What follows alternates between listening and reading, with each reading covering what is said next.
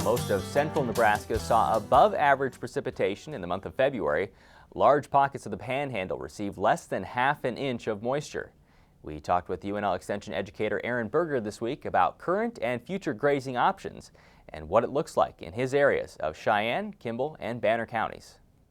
Well, the condition honestly is sobering. As we look at the moisture we've gotten over the winter, it's been disappointing. We've had some opportunities that haven't materialized in terms of moisture.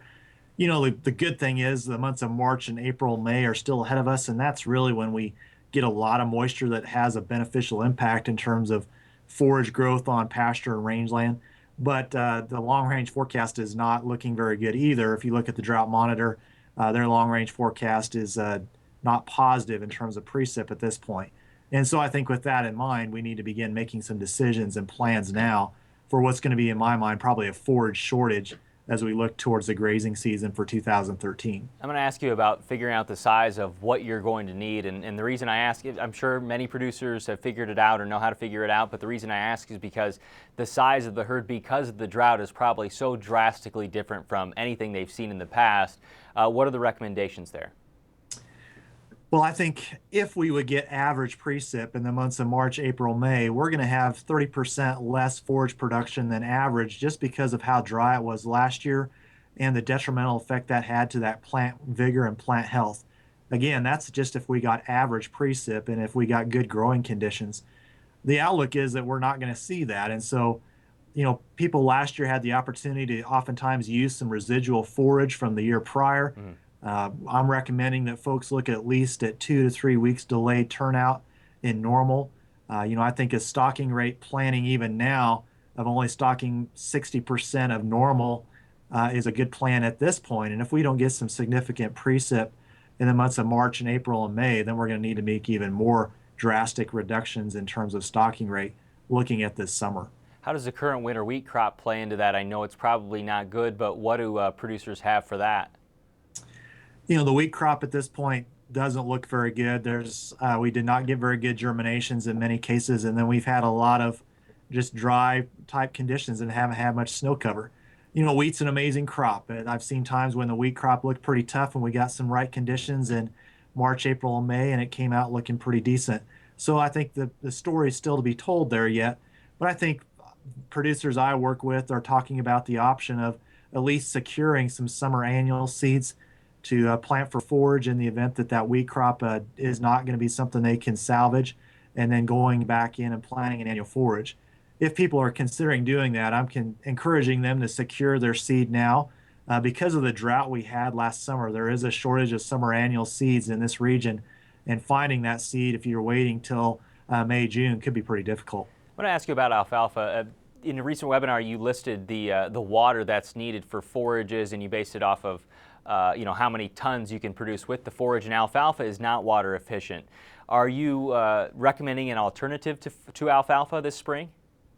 I think if you already have an alfalfa in production under a pivot, really alfalfa, although it's not as water use efficient, we're looking at around 7 inches of water to produce a ton of forage on alfalfa. Whether we're looking at a summer annual, we can be around 2.5 to 3.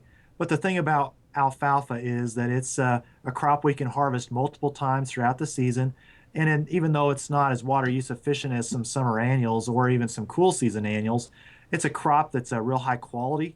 It allows for multiple harvests, and it's also extremely deep rooted. Alfalfa uses water in a profile down 5-6 feet if it goes down that far, and so it's really an advantage from that standpoint. The other thing about alfalfa is extremely drought tolerant. We can water it early in the spring and early summer, get a first and second cutting, and then shut the water off to it, and it'll be just fine. And so although it's a higher water use crop in my mind, just because of also the value that it has right now in terms of the market, I wouldn't just go ahead and tear that out just because it's a little higher water use because of the value that forage is going to have this year especially. Based on the precipitation and what you could see, what other grasses are in play, Aaron? Anything that producers might be able to use that they haven't in the past? There's a lot of forage options available. There's cool season annual forages, warm season annual forages. The forage that's going to fit a producer's system really is going to depend on when they need grazing. Is it earlier? Is it midsummer? Are they looking for something to bridge the gap in late summer and early fall? from when they're going to maybe be short on pasture to getting to some corn stalks or crop residue. So there's a whole lot of options available, and I just encourage people to think about when they need forage and think about what they have available to them, and then find the forage that best fits their situation. Finally, Aaron, I know you're recommending both direct and windrow grazing coming up this spring. Explain to me how windrow grazing can be efficient.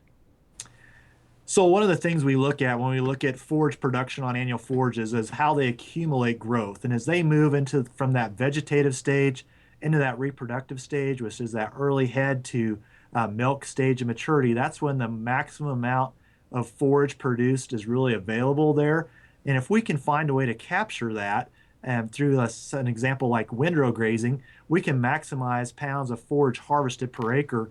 If we windrow graze and use something like strip grazing to harvest that efficiently, I think we can maximize the amount we capture per acre. Whether if we were to turn those cattle out earlier when it's in the vegetative stage, it's higher quality, and maybe that works well for some weaned calves or some cattle we're looking to put some gain on.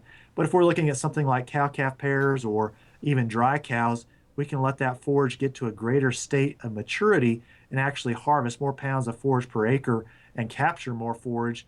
I think using a windrow grazing type situation in the year we're in now, where forage is at a premium and anything we can get is a value.